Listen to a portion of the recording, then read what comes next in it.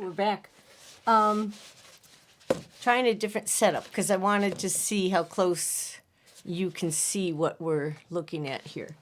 This is a smaller print version of that painting that we were looking at, so I'm going to be using that for my reference. But in order to keep everything within the screen, and don't mind my visor. Actually, I usually do wear a hat of some sort just to keep the light out of your eyes. All right, so I'm going to begin with the brushes that were included in this set.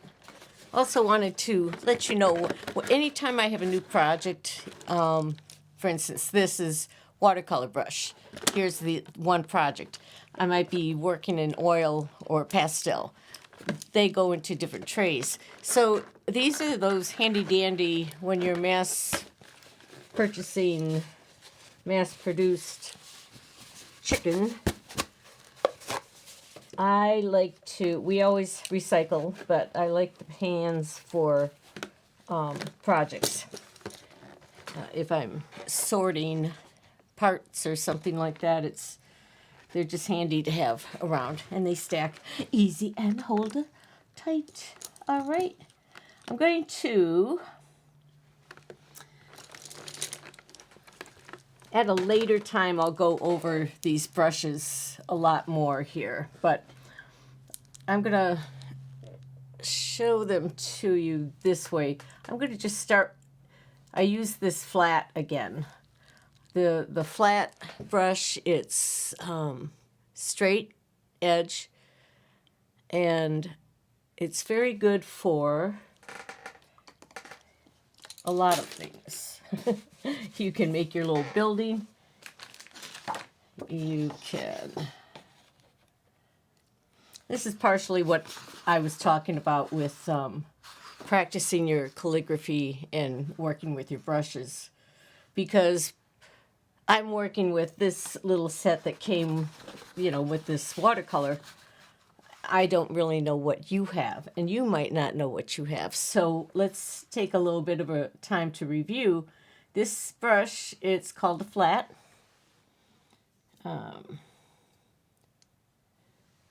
Is that color picking up? I picked up one of these.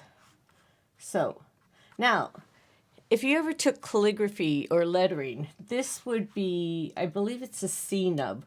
You would use a good flat. So you're kind of,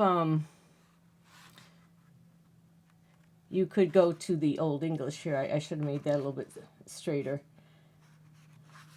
I was fortunate with the school that I went to. We lived in a suburb of Milwaukee, and it was a good school system, and they had a good arts program, musically and visually. And I did take art in 7th grade, and whoever that person was amazing, because he had us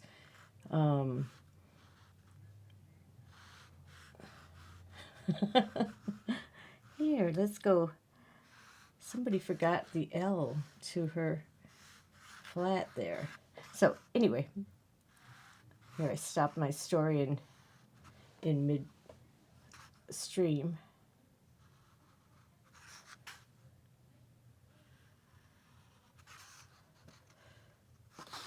I'm going to lay this down a little bit more. What you need to do with whatever materials you're working with, you want to kind of get to know them, get to know what the stroke is. See, look at that.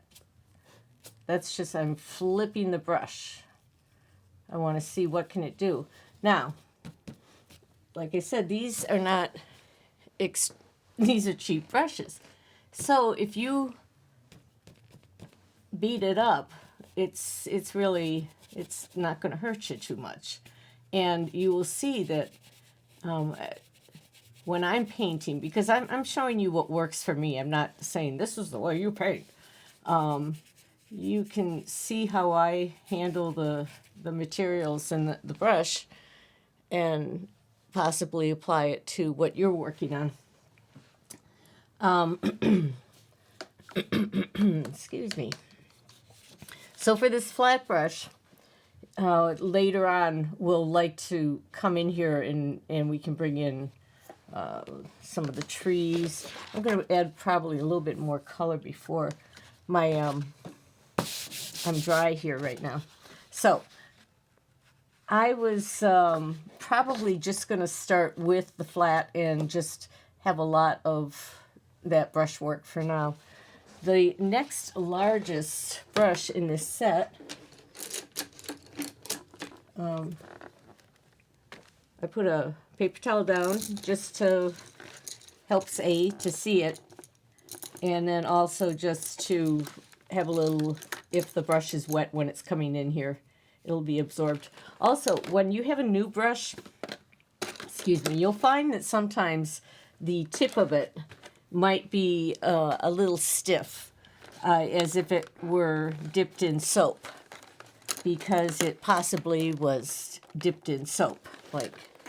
And so they usually, the brush maker, in its final form, when they're forming it, when it's wet, there will be like a layer of soap or something added to it. It just holds it so it doesn't lose shape, or so like this brush should have been shaped a little bit more. It just, they can get easily crushed in the kind of packaging, and it's not hurting the brush when I use it, because this is the brush you just saw me going like this too. So,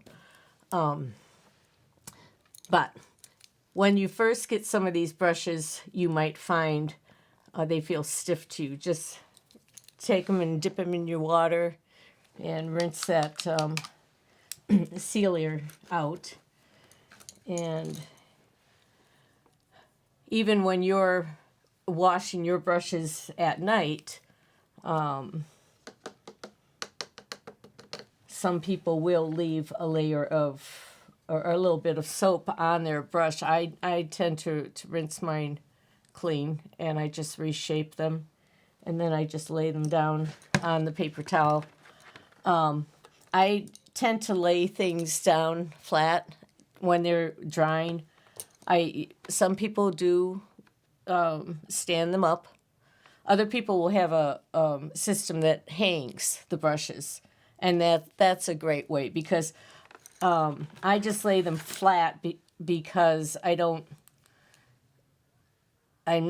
if I stand them up, I feel I might be introducing more moisture down here into the ferrule than I need to. So that's just how I keep house. So right now this is dry, and so is my throat.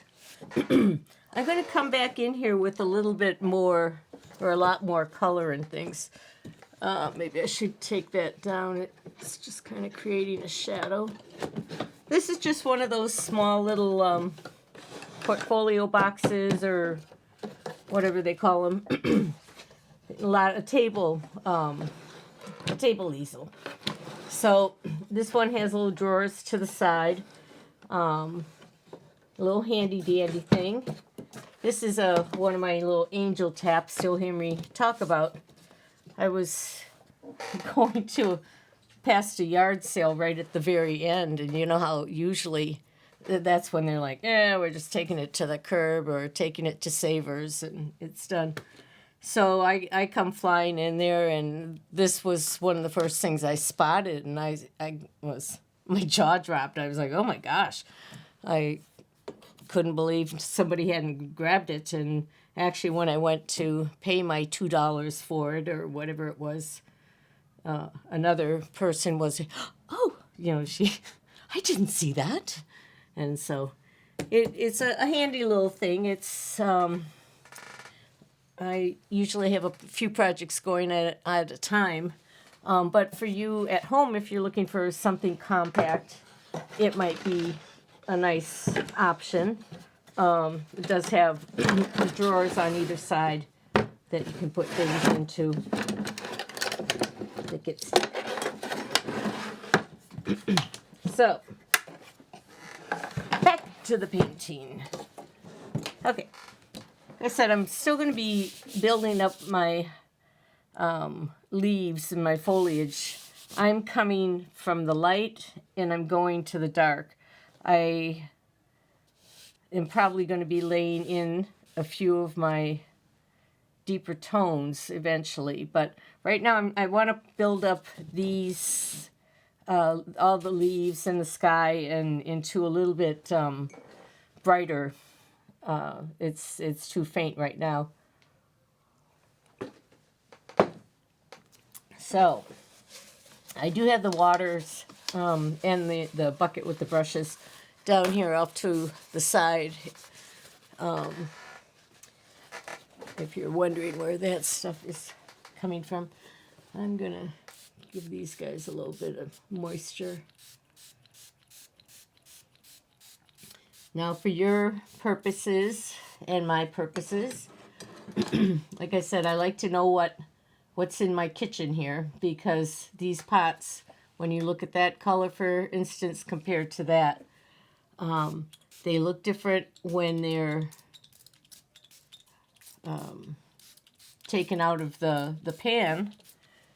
The strength of the color is a little bit different on some of them. Some of them, they look, almost the same. They're all a little bit darker. But another part of this book is just making color wheels, and I won't get back. We'll get to that later. I am so silly. Oh, let me tell you about this too. All right, let's come back over here to this. I am using this flat, but I'm going to be, before I was using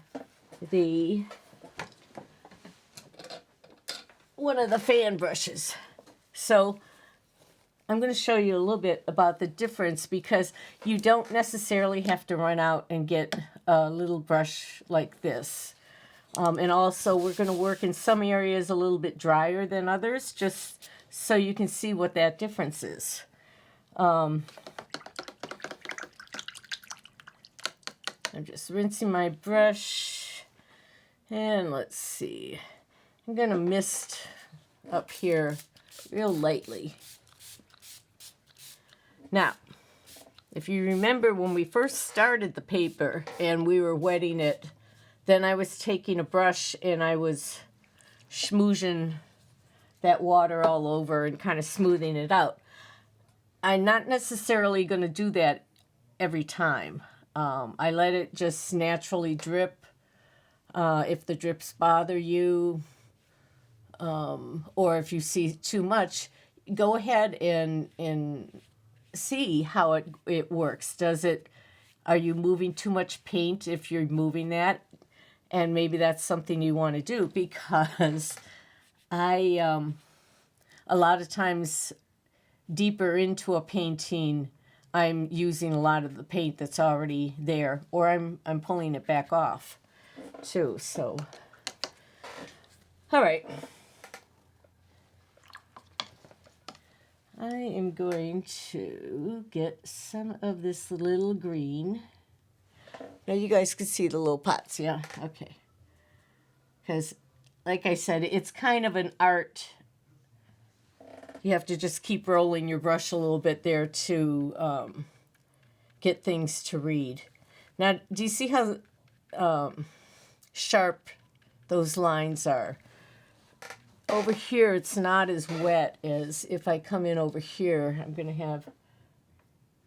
It's going to disperse the paint a little bit, or a lot, depending on how wet things are.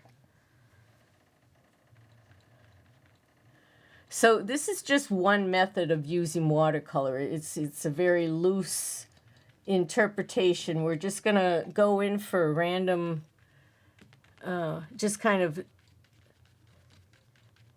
that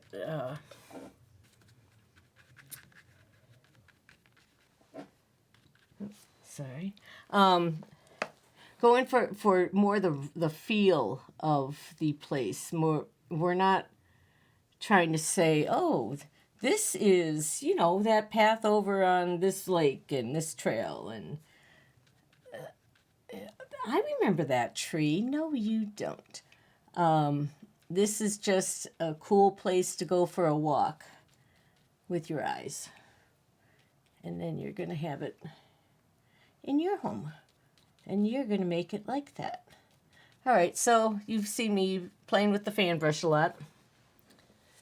Gonna see some of this stuff I like if you watch it and you don't want to soften everything, let it see what it's going to do. And sometimes you'll find that you want to come in there and help it along a little bit more. Maybe I want that green to come in here, and I'm going to just put a little trail of water and see if I can help it along. And then, see, the color's quite weak right there, but that doesn't mean I can't come back in with either a complementary color or a color in the different temperatures. See how this, like almost a Kelly green there, and this is more of an olive green. So that Kelly green has a lot more of a yellow, blue, and then the olive green has a little bit more a warmth to it. There's more red, more of orange to that color.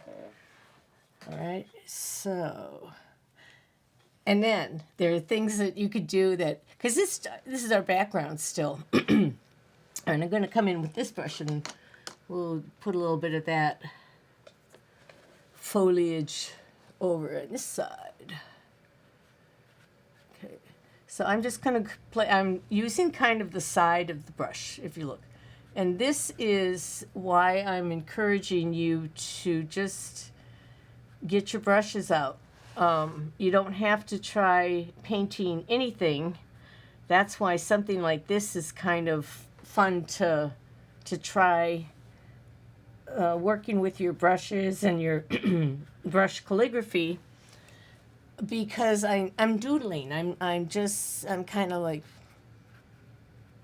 I'm just having fun. I'm doodling on my classroom notebook or something. It just,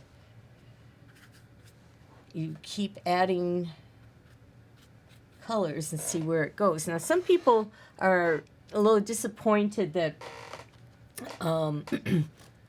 watercolors will lighten a little bit as they dry. Well, that, if you're going to stop with that first layer, yes, paint very, very heavy. There's no reason you can't come in there really, really strong if you want to. And well, here. I had begun a smaller version of this just to see, but if this one's already got layers built up, but if we had wanted to come in there and really just powered those colors in, that's something that we could have done too. Because in a way, what you're also learning with these exercises is, and I'm learning it too, because it's the more I do it, the more it becomes a natural thing for me to do when I go out to do my studies. Because I came from, I went to college, I was in art school, but it was in the 70s, and I did not learn this until I was in my 40s, that apparently back then they were teaching the paint what you feel, and there was not the academy training where you spend a lot of time with just drawing figures, charcoal. which is what I would have loved. But it was, we worked on huge pieces, and that's all you worked on one semester. And I don't really have too much to show from all of that. And now as I look back, I go, oh. And it was, I had taken a workshop with a North Shore artist who he was talking about his schooling and mentioned that. And it was like a light bulb went off. I went, oh, that's what it was, because it was it was not the way of teaching that I would have. I didn't know what I was getting. I was going to school for art. I didn't realize what I wasn't going to be taught, I guess you could say. But now, it doesn't matter, because I have to refresh it all anyway. I forgot what I knew.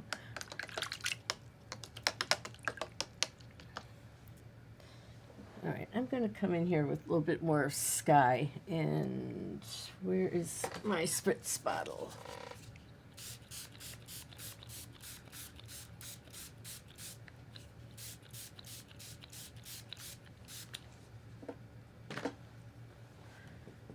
Now, the blue options in this palette, like I said, they kind of read so dark in here that a lot of times if I'm just kind of testing to see, well, what color is it?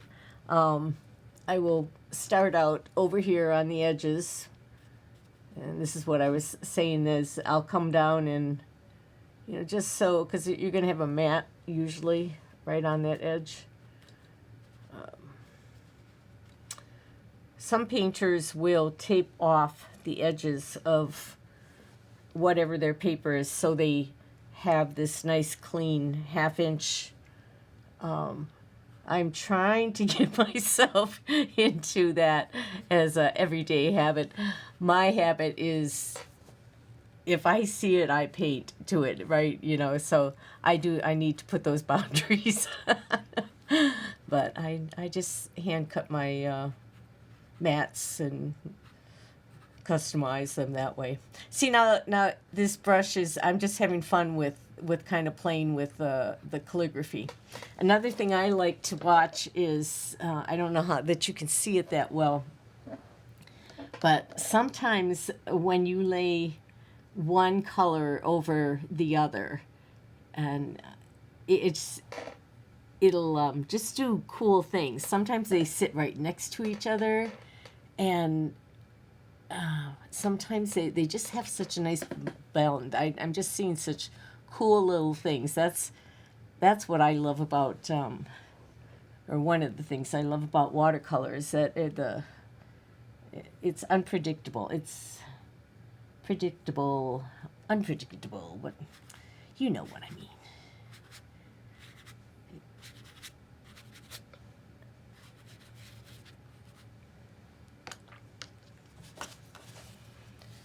Okay, now another thing I'm looking at is I'm thinking of my sunshine, and I'm thinking of the warmth of the day, and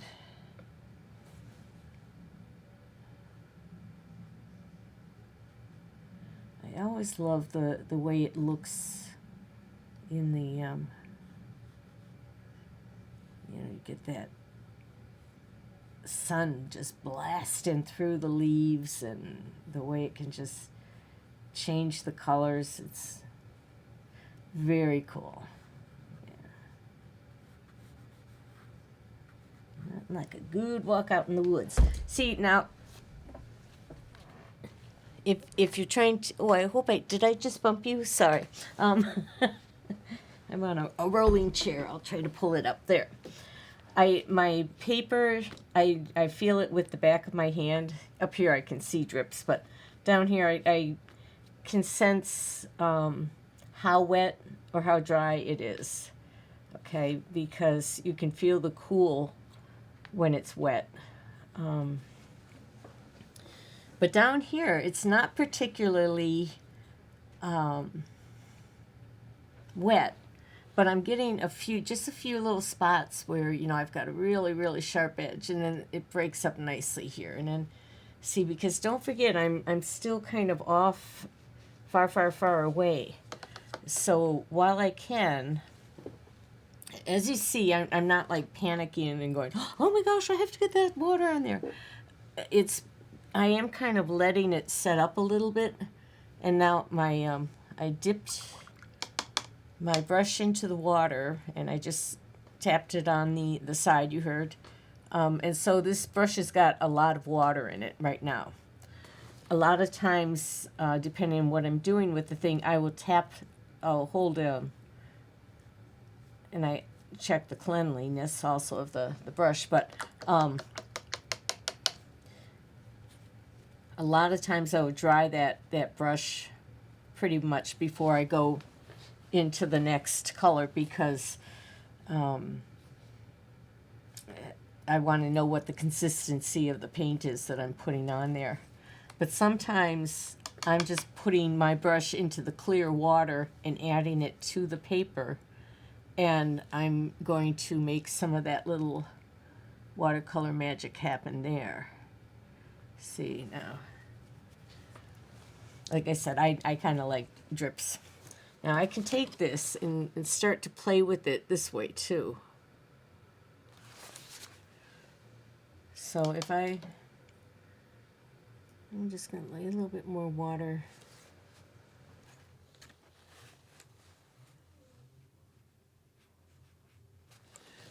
All right. So this is one of the reasons I like to have my board not locked down, and be able to, because sometimes it's just, in something like this, it's just so much fun to play with the paint and what it's going to do and what it's not going to do. But you'll reach a point where you're like, okay, I need to let that set. I don't want to lose what's going on right there. And so I will just put it flat, and I can do it with this.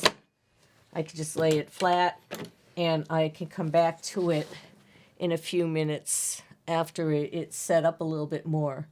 And then those areas, they'll change a little bit because the paint is still soft, the water is still flowing a little bit. So don't get your heart set on anything. But the more you paint, the more you're going to discover things that your paint can do for you, and the more fun you'll have. Okay, I'm going to let this dry for a second, because I was just looking at that Scoopy Doopy back and forth, and there was such a big area that eventually I am going to put that same rusty color on there. And with these paints, I wanted to see what happened. One of the techniques you can use in watercolor that will create like a starburst is you use kosher salt or any kind of salt. So I'm going to go ahead and try that. What I need... Let me bring my water a little bit closer to me.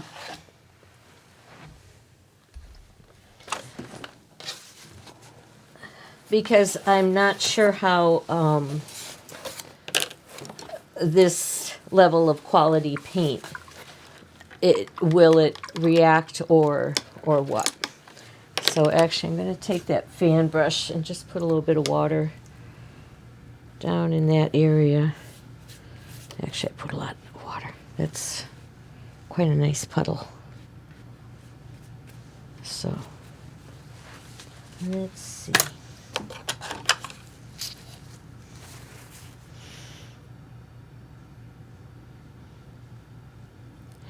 There's a nice kind of a sienna in that.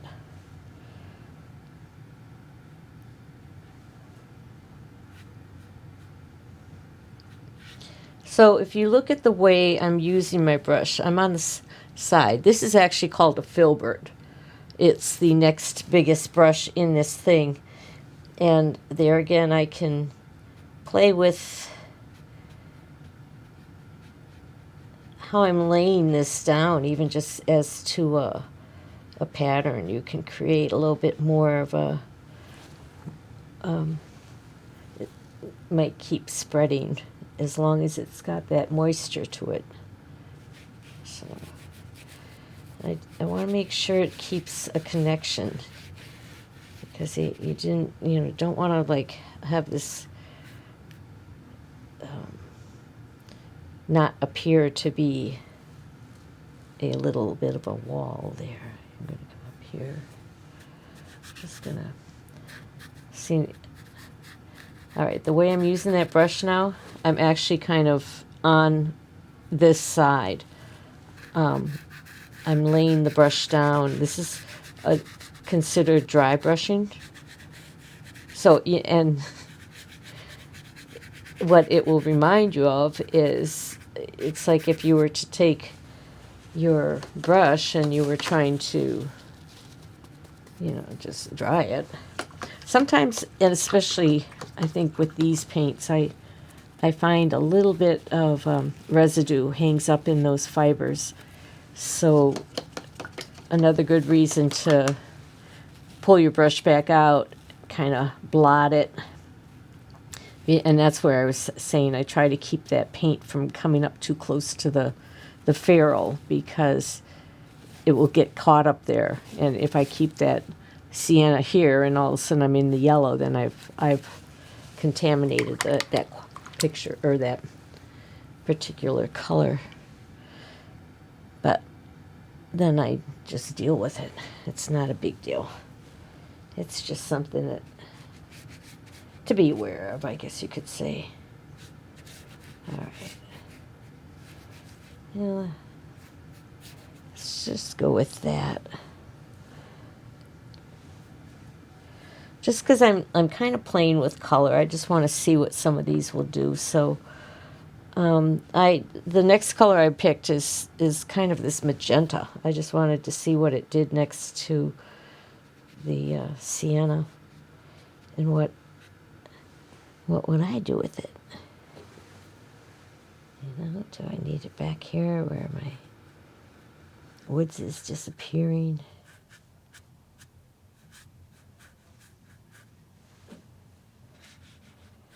Do I need a little up here to start cutting back, start forming some bushes?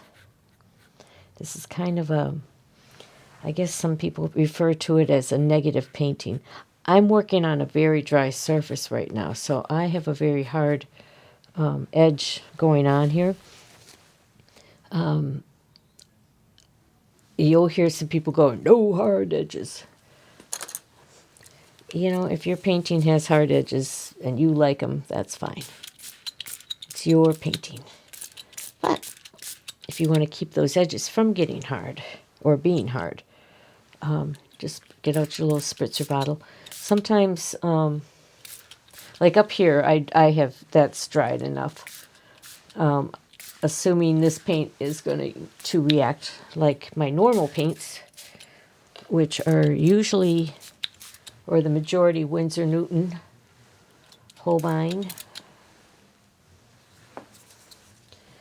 And I need to refill my little spritzer bottle. Another reason it's good to have extra water there. So this is actually quite saturated. And I know I said I was going to put some salt down. And just, now that I am laying that flat, and I think you could see things a little bit better, I'm going to come in here, and I don't want to keep crisscrossing over you. All right. I'm going to add a few more of these greens.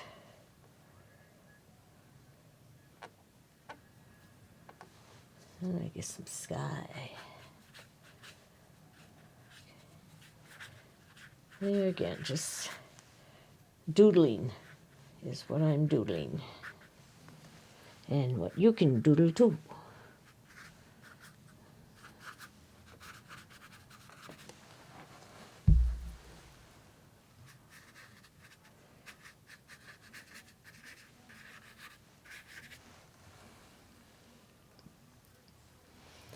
See, this is the area I'm going to be keeping more into those yellows. But right now, if I want to push that back a little bit more,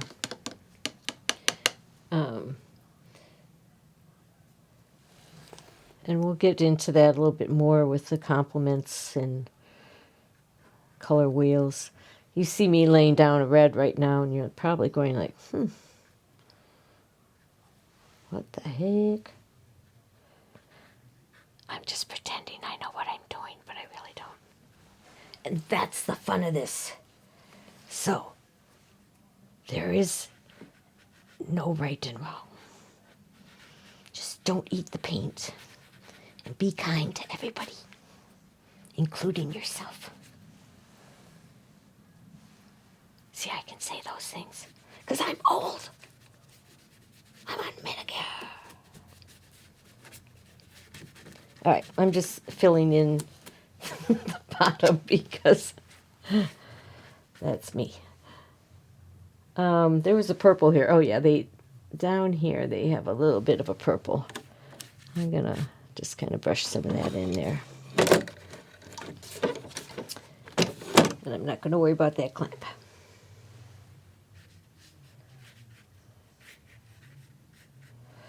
I do think some of these colors are pretty cool, how they start to react with each other. I don't know how much you're seeing of that, but I'm also kind of looking at the strength of the pigments. And I'm testing them. This is kind of this would be considered possibly a chrome green if you were looking for a color similar to it. Right now I'm kind of working this in just to give you an idea of things that you can do but see how a lot of these edges are staying nice and soft.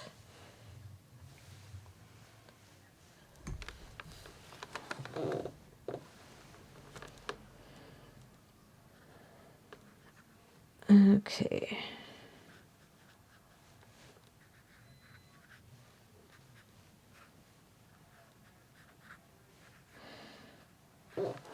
Now when you're putting in your random foliage,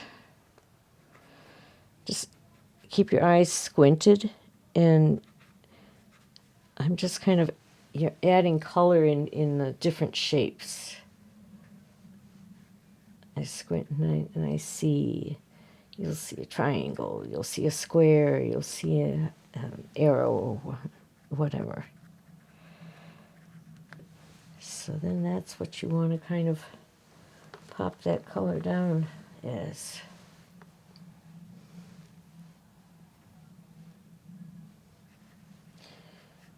All right.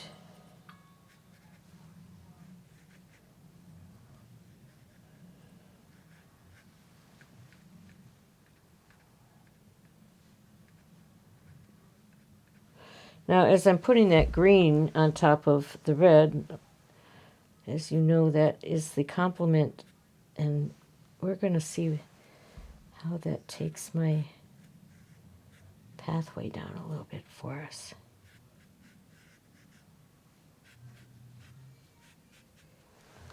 All right.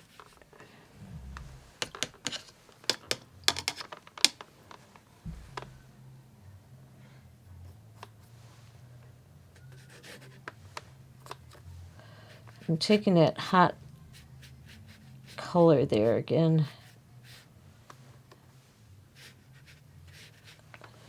This one right there is what I just grabbed. I'm going to connect him to my tree. I'm going to start putting in a little bit of the tree shape. All right. stop.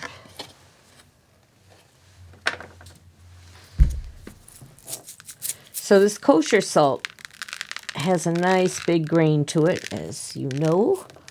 I got kind of a mix. So any place that I have like a real good amount of pigment in water, just to see what would happen. And you can already kind of see how it's grabbing the paint. So yeah, it looks like it has no reason for it to not.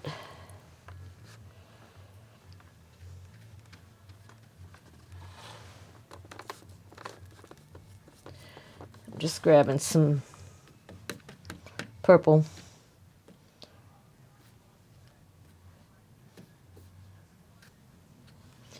And that's the padding. No, I don't know what to call that first stroke. But this is what I'm saying.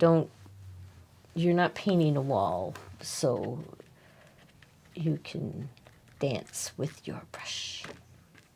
Well, you could be actually painting a wall. I used to do murals in people's homes. Kids would get jealous because they got yelled at if they had painted on the wall. And here I was doodling on their walls.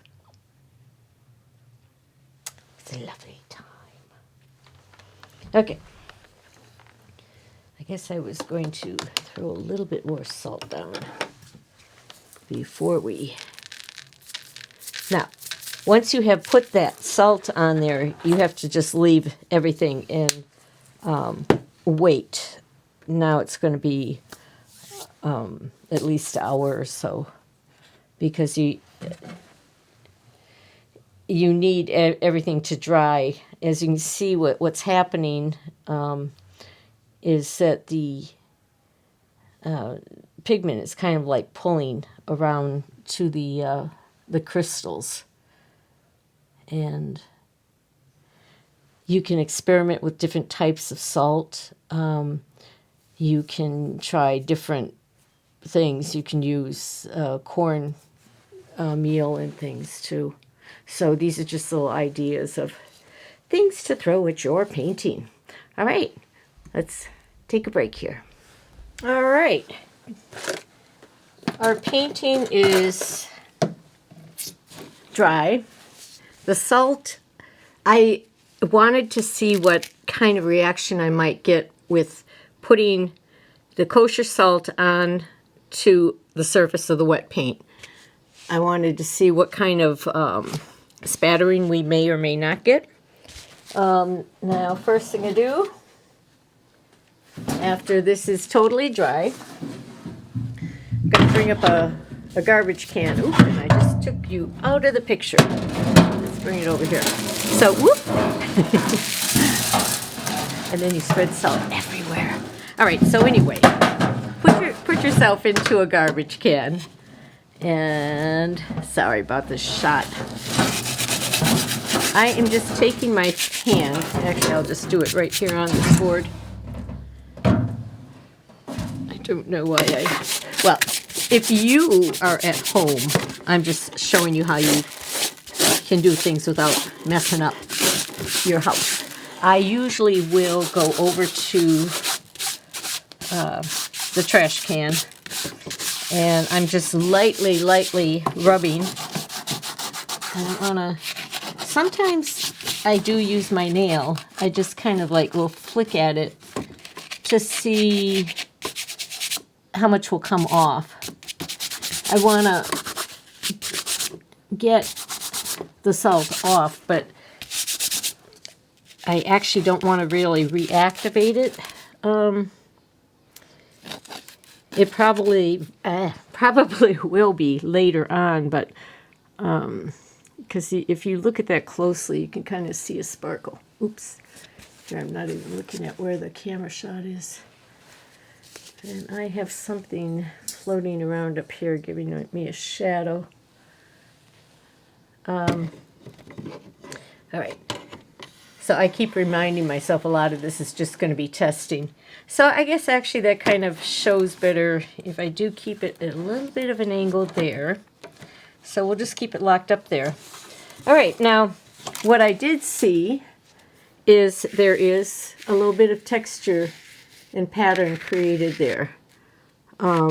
So you can take your less expensive paints and still do a lot of the same different techniques that will add a little bit more interest. You know, see, now look at back here in the, I'm sorry, I keep moving it out of my shadow. And then I'm not moving it away from you. All right, when you look in the center here, do you see these little objects and things? Now, you're looking at it kind of from a distance anyway, through the lens here. And when you come up to the painting, it just gives you more interest. I enjoyed that. That looks great. Now, I am going to show you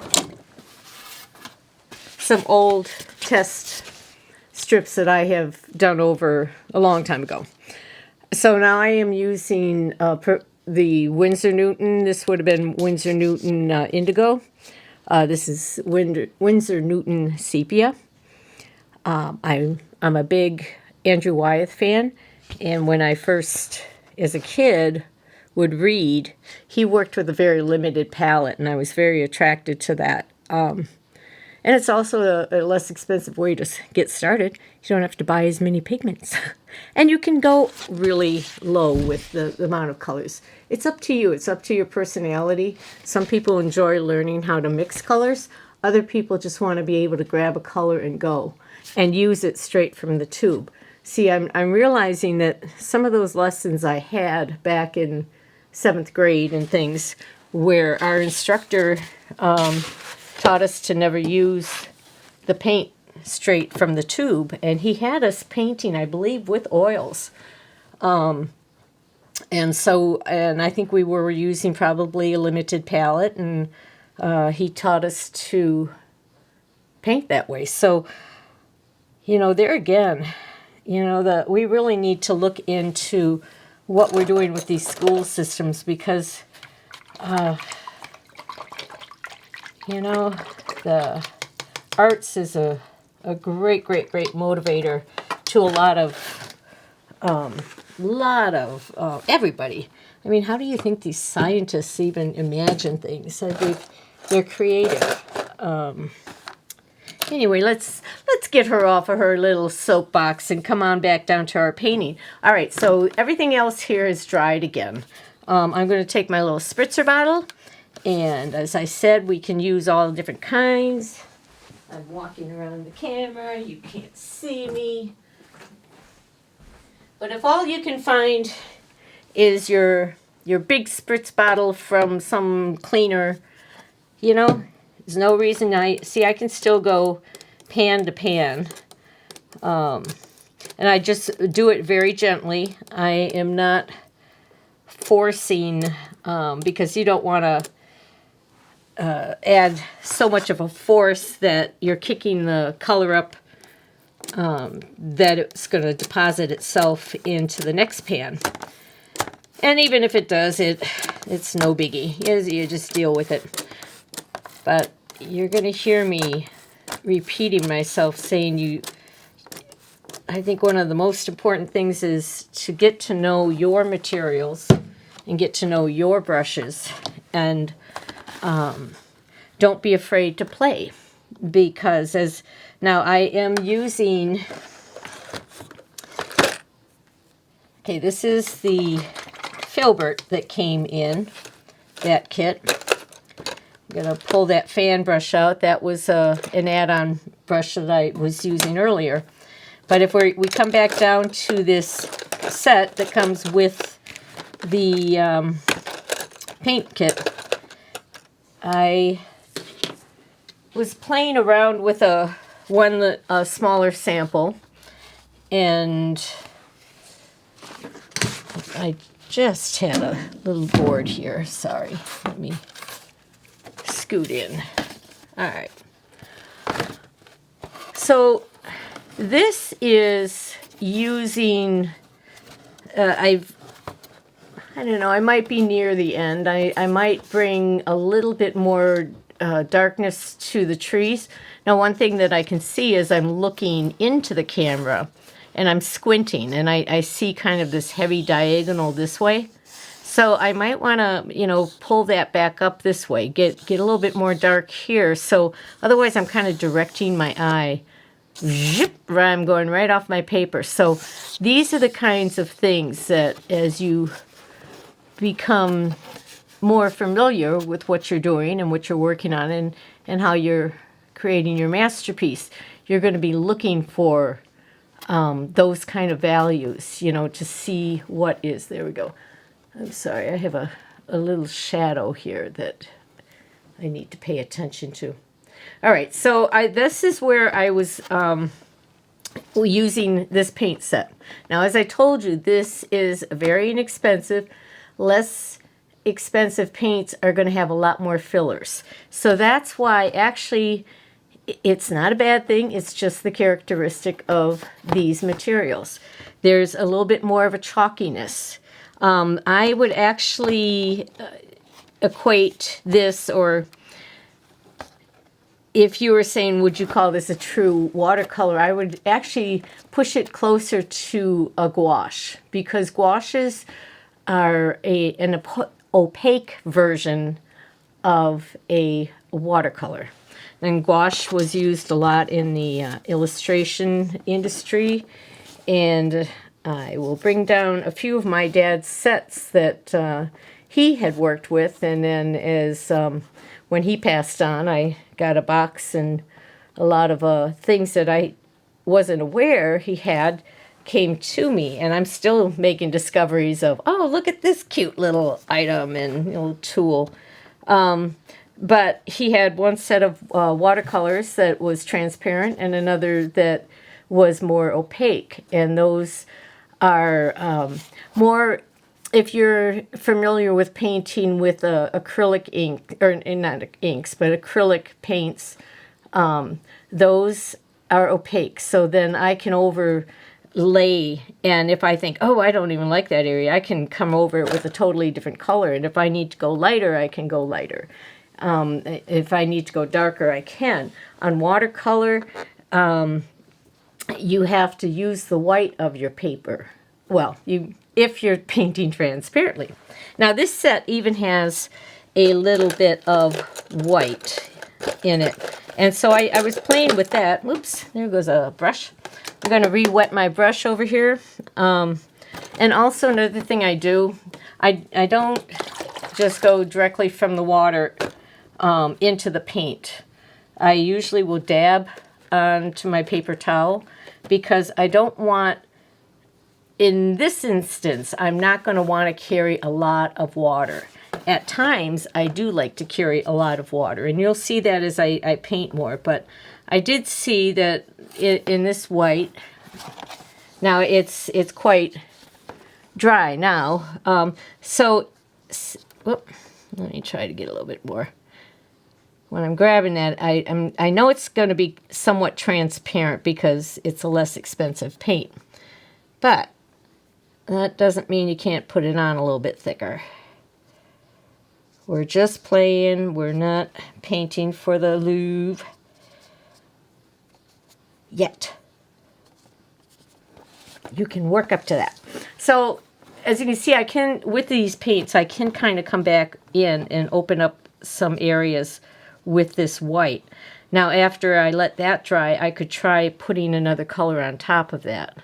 So these are all just little tidbits and ideas of things that you could try. So I just wanted you to see that, and I am going to come back to that painting. But I digress, I should say. Now, you see this version, I was, playing with the paints too. Now I'm looking at the way it's picking up on the camera, and the darks are reading pretty darn strong.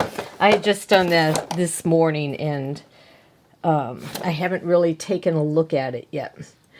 So, as I move it away from what you're looking at, I just wanted you to see the difference in the pigments of the strength of them, because this one there's a lot of clarity in the colors to begin with. There you don't have that same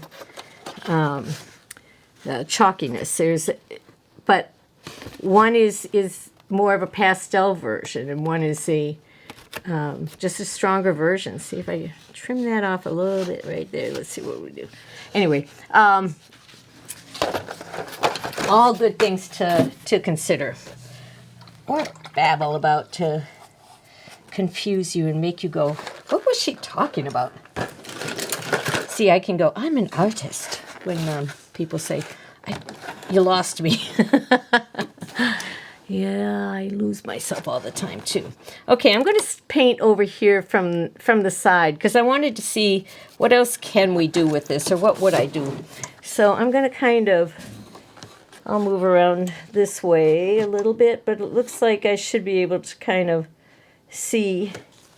And I'm going to be able to leave these guys here.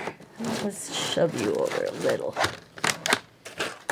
And so you know I'm not cheating, this is my box of brushes. All right, I am going to start, I think, with the biggest brush that I have in this little kit, which it says it's 5/8 on here somewhere. Yeah, 5/8. So just over 1/2 inch. It's the biggest brush in this kit, so I am going to use that. Most artists you will hear will say, start with the biggest brush, and then you pull in, you do details later. All right, I'm bringing one of my smaller spritzer bottles. I'm going to re-wet the whole surface, I think. Kind of taking a look at this and figuring out where I might want to go. Now, not that you can see it, but I'm just going to put this guy over to the side so I can kind of squint at it. And we'll see. I'm kind of just making a judgment of, you know, where am I thinking of coming in here now. See, right now I'm adding water. Oh, yeah, let me show you that, because there again, the colors do look so different when they are wet. They'll look, you know, more vibrant, and so if I sit here and give it a little spritz, you'll see those colors come to life.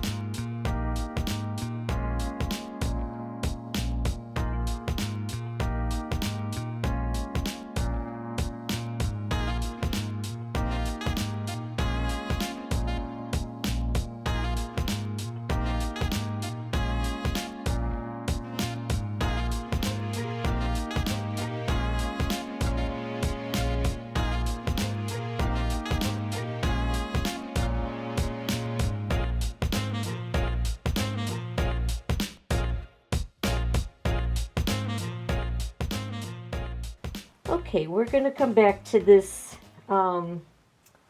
invitation. It's completely dry right now. And I'm going to go to the next step where I'm going to be building up more values as far as I'm going to be pulling more darks into my painting and working on the shadows, and which will help give more depth to the painting and show you a couple more techniques that you can try easily at home. Okay, so today I'm going to use a natural sponge. We're going to dip it into the paint, and then we are going to create some more branches, and it'll be a beautiful thing.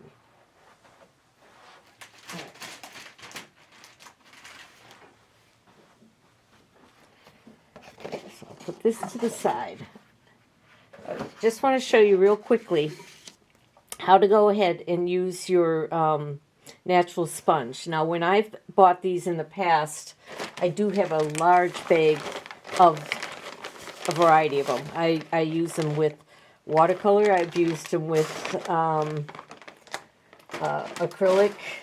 You can use them with oil. I'm not a fan of having to clean oil out, but that's probably what is in here to begin with. I just like dry clean it as much as possible.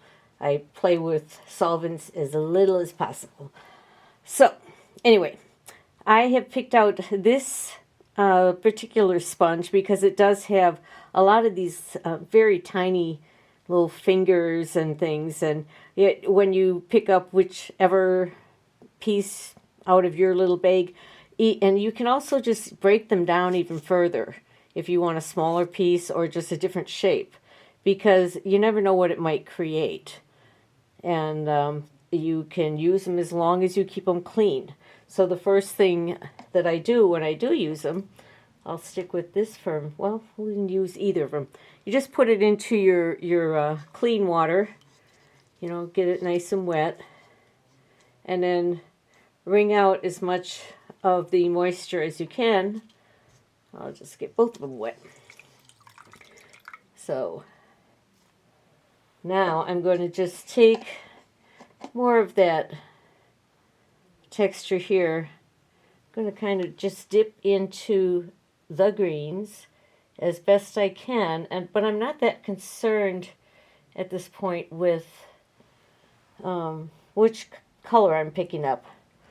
Right now my paper is dry, and this is the more textured side, which is the side, well, I'm sure that one has a little bit more texture.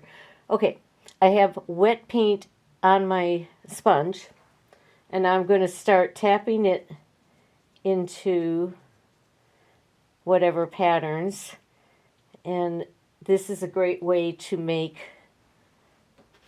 foliage on your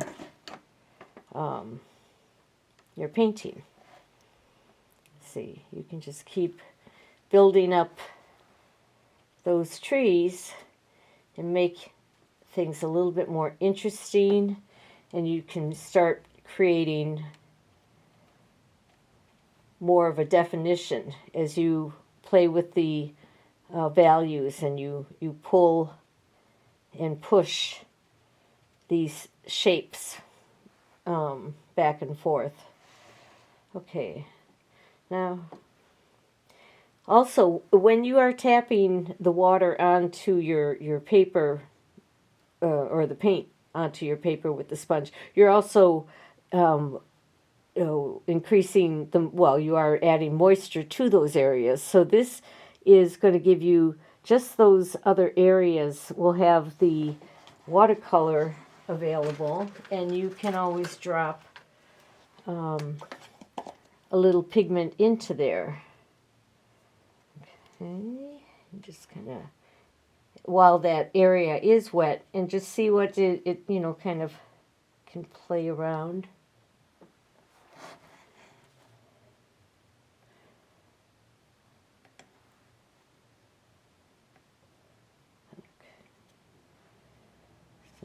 See, and there again, don't forget that as you see the water introduced to this particular paint, everything gets very, so much deeper. And actually, that's probably a point that I should look at right now, because it'll look like we're going darker, but sometimes this particular paint will dry a little bit. The colors don't have the same intensity dry as they do wet. So, but I'm not even going to worry about that. I can show you what happens if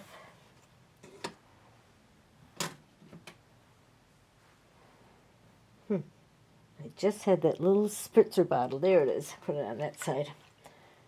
Okay, let's add a little bit more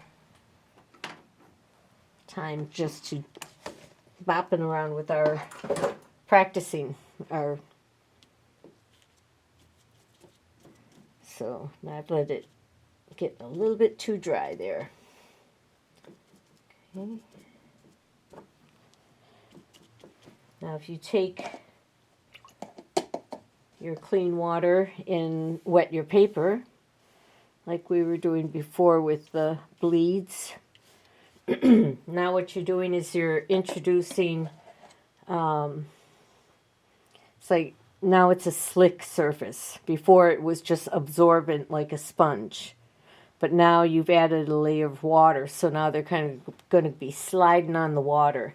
So and this is what will give you soft edges. And see, you can see how you can build up those layers of the green, or one, not greens. Build your layers, and it's adding interest because it's got the texture to it.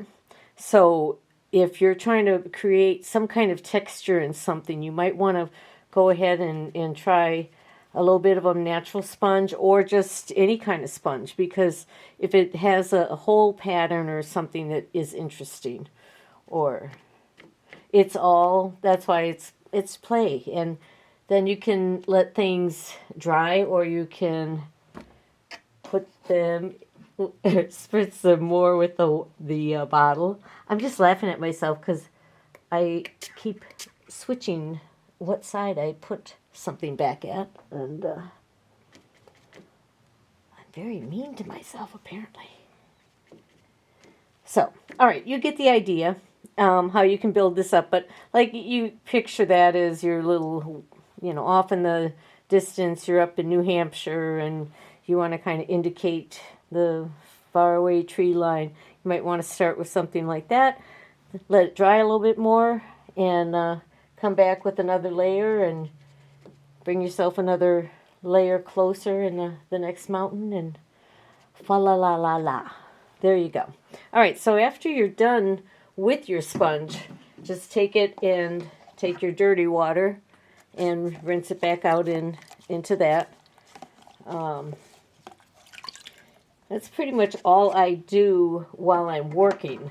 At the end of the day, I will take it and give it a little bit more of a cleansing in the sink. So let's come on back down to what I'm working on here. I thought we will more than likely just kind of speed this all up so you're not getting too bored, but anything that I'm talking about as I work on it, we will just put that typing over the some of it, the big points. We won't go through all of her babble. All right, I'm just going to go ahead and give myself a little bit more moisture, just because I want to make sure I'm not coming in too harsh with those hard lines right now, because I did leave myself some really hard lines here. But if I decide this, remember that point of interest is going to be the darkest dark and the lightest light of your paintings. So if you kind of squint at this and you look, and there's kind of nice little glow that if I paint it correctly, we can keep that and enhance that. And all of this just becomes, surround, background, and so anyway, that's kind of where I'm going. All right, so the water I did spritz on here right now is already absorbed in there. And this is going to help me get a little bit better reading. When I did put that color on there, do you remember how it looked very, very dark next to very, very, well, chalky? Which is, when we look at our color chart, that's what we see with that brown. So that's why I think it's important to have a little sidebar with your colors in your palette, and you can judge color far better that way. Oops, I'm covering up a little bit there, sorry. Okay, I'm still working just with that big flat, and I'm going to just kind of move around in here with that, and let's get that little, any of the rounds, but I am going for the one that they are calling the script, and it's just because it's a little bit longer, though it's a round, but it's just a little bit longer on the brush. And so I can get more paint on this, and I can go off with the line for a longer time, and I can be more fluid with that. That sometimes when it's shorter, and it all depends there again on you and your, it's like your calligraphy of your handwriting. I write differently than you do, so it's what your hand will naturally go to. I like to just call it dancing. You're kind of doodling and dancing around and playing. So let's just, and I'm going to tell you what I'm doing as I paint, because we are going to speed this up and hope that we don't put you in too much of a snoozeville. I'm coming in here with just clear water. I want to kind of darken this area, because if I'm darkening this shape, do you see this shape here? And then next to the light shape. Well, these shapes I've got right now are almost in the same value, which means that when you squint, they almost become one chunk. So we're going to start dividing some of these and get that to read a little bit better there. All right. So also, I just like to play with the colors and see what we've got. I don't see a real reason to, especially at this point with this painting. That's why you don't really see what I originally painted. This is a black and white shot of the original image, and as you can see, this is totally different as far as the treatment, because this was done with oil, and I probably used the sponge on a lot of these areas. This is just a giclée print of the original, available through the website. But as you can see, on this, we're just kind of going to a whole different, let's play with the colors we have and see what's up. I just think it's fun to mess with Mother Nature. No, it is. You just kind of, I'm spritzing like that just to soften the paint, because if I do just come right in here and in a dry area, it's going to, oh, that's a good thing to show you there too. I'm going to have the hard line like I do here. So, but that doesn't mean that I can't come back a second time and start breaking up some of those edges and get rid of some of those edges. And then all of a sudden we indicate more of a leaf, and we can soften that, because if I'm going to be darkening some of these areas, I, might start it like coming in and trying to give more shape or extend something. But I'll let it dry and I'll keep building up the different layers.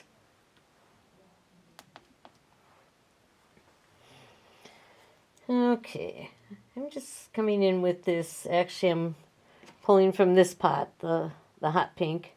But see, now I can lay that on, and now it looks 10 or quite a few shades darker. I was going to say 10 shades darker, but that usually the scale is based on 10, so that would be rather confusing.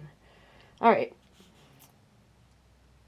I'm just darkening some of these areas because I want to try to pull you through. And as I'm working on this side, then I'm kind of remembering being there, and you know how you feel the sun and just the calm and the peace of the woods.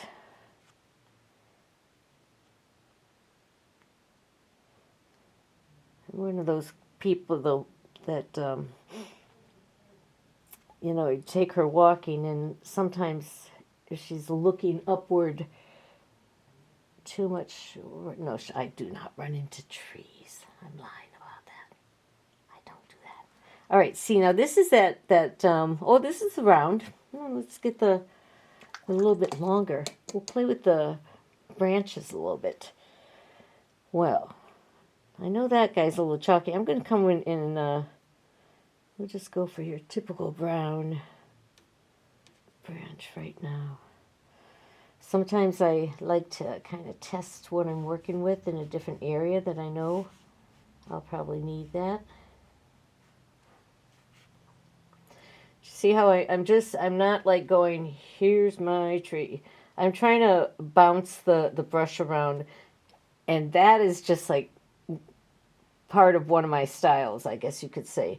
I don't always go this doodly with all of my, oh, that's so musical. I don't always doodle as much as we're going to be doing with these. Part of what we're going in this direction is I just want to show you that you do have a lot of options, even though you might not have the highest quality materials to work with right now. That it doesn't mean that you should let it stop you or keep you from thinking, well, if I only had this. Everybody always thinks, well, if I get this that is like that they used, I'm going to be able to do this, and I'm going to know that leaf. Okay, as I'm watching this, I'm going to spritz that just to let it soften, because some of those lines are a little bit too hard. But as you come down the tree trunk, I just did 3 like very similar looking objects. So kind of break things up in more of a pattern. Don't think so much, oh, well, that's not how that tree looked, and don't worry about that. It is a tree, and you can look as the way you want it to. And I'm going to take that sponge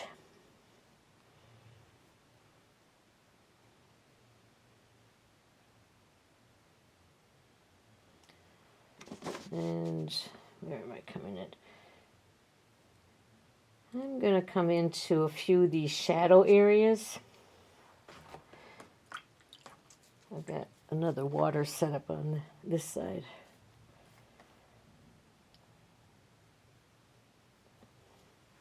I'm going to go into that deeper purple.